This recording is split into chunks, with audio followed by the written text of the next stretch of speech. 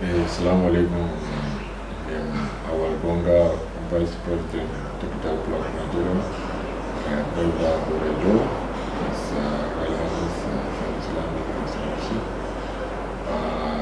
Wari Yuki Garwa, Ngam Yahumungo for Alaji Isa Hayatu, former CAF President, Malonje Football de Africa, Bakuro Andi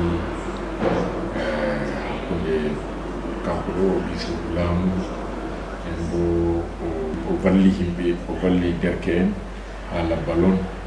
So min wari be chairman je Capital Club Adama be Alaji Kadiriya min yehi min yotti mi hawni lamɗo o bapparawo lamɗo min hawni lamɗo min hawni iyalu mako min hawni debbo mako be ɓikkon mako ha leddi Garwa.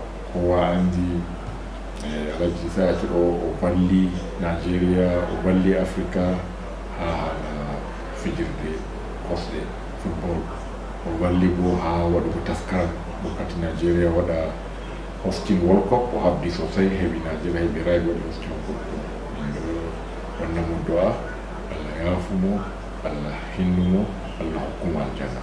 Acce saro mado, adam mande acce dena.